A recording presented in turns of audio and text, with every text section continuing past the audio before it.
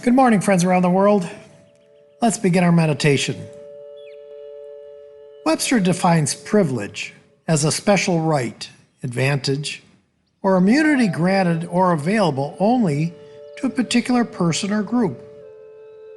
Well, it seems that this is what we're focused on these days, not only in the U.S., but throughout the world. Is there such a thing as white privilege? Well, let me give you some examples I use in my anger management workshop I teach each month. I will ask our workshop participants if they know what it means to be pulled over by law enforcement for DWB. Do you know what DWB is? Well, it's driving while black. Some of you already know what it was. Others might smirk. Others may even think that that's ridiculous, even if the statistics show that more black people are pulled over for no apparent infraction of the law. Let me ask you another question. Do you know what a sundown town is? Many black men do. They have identified certain towns, especially in the southern states of the U.S., as places you want to avoid after the sun goes down. But why?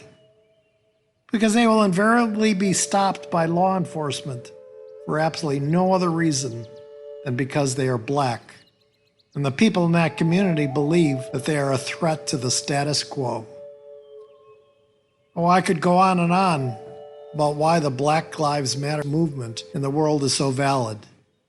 But you can do a little research on your own. The facts will speak for themselves. But that's not what this meditation is about. No. I want us to focus on empathy today, and privilege might be our doorway to it. Let's ask ourselves, how can we empathize with others, especially those less fortunate than ourselves? Well, here's a brief story about Johnny. Maybe that'll help us get there.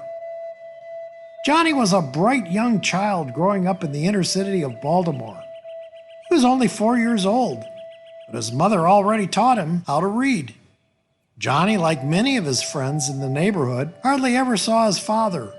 And when he did, Mommy would always seem to be upset, and she'd end up crying after Daddy left the house. Johnny was used to hearing loud sounds outside, which turned out to be gunshots. Some of the loud bangs were far off, while others seemed very close. One night, Johnny and his mother were getting ready to go to sleep, and Mommy was reading Johnny a story.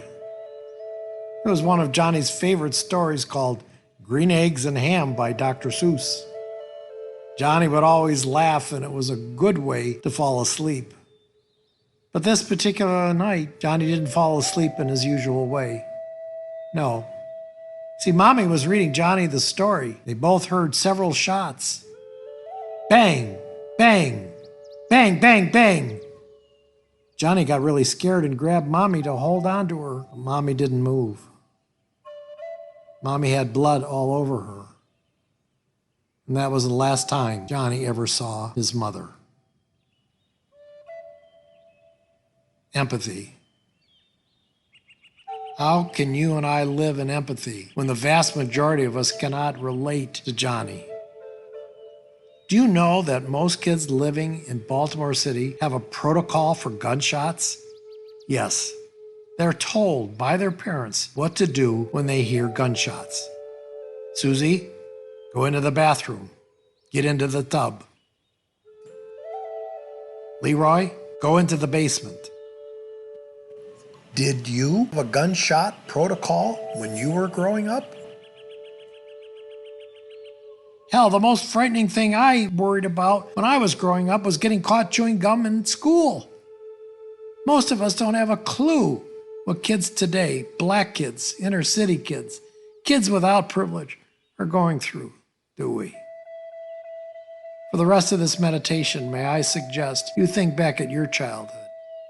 Maybe it wasn't the greatest, but I'll bet you didn't have to live in fear the way the kids do today. Think about how good you had it as a child. Count all those blessings and become grateful for your own privilege, and then maybe you'll be able to empathize with those who have none.